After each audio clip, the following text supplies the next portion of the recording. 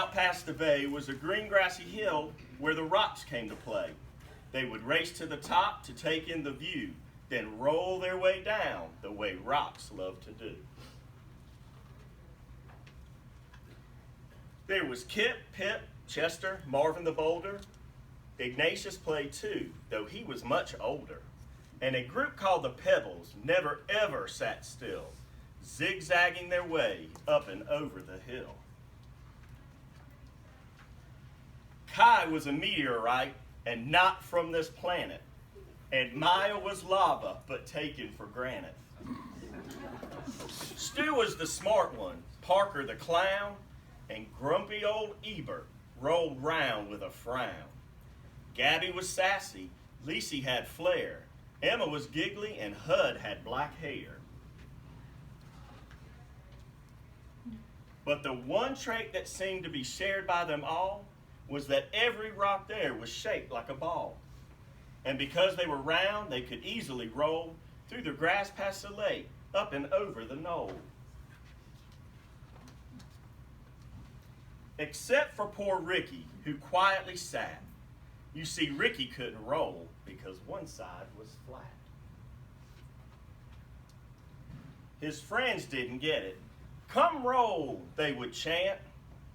So Ricky tried, but replied, "I'm sorry, I can't." But the rocks were determined. They were sure they could solve Ricky's flat-sided problem and help him revolve. So Marvin the Boulder, with his impressive physique, carried Rick all the way to the hill's grassy peak. Then he pushed him down, yelling, "Keep rolling, kid."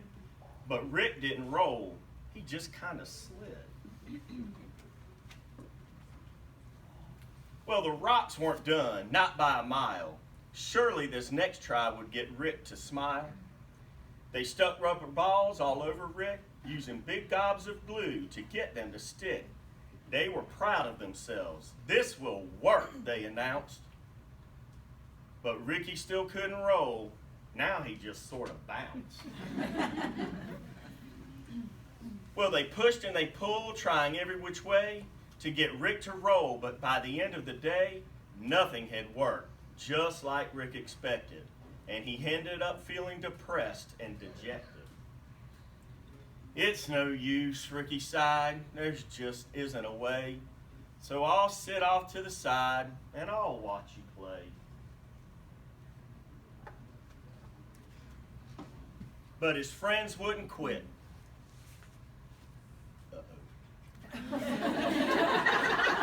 We're here for you, brother, and we'll get you to roll one way or another.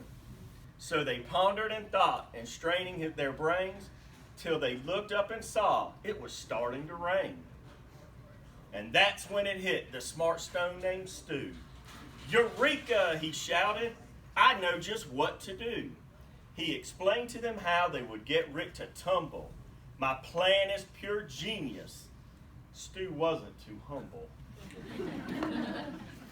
So they carried our hero down the road about a mile to the lake where they gathered up mud they could pile on the flat side of Rick, creating a mound that they shaped smooth and sculpted until it was round.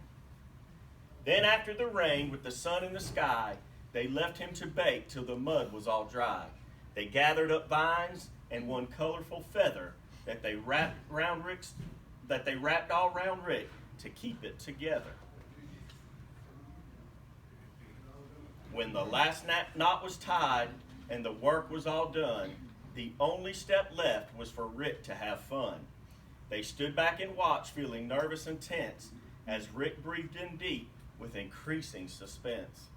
He moved slowly at first, testing out his new mold, and then for the first time, Ricky the Rock rolled.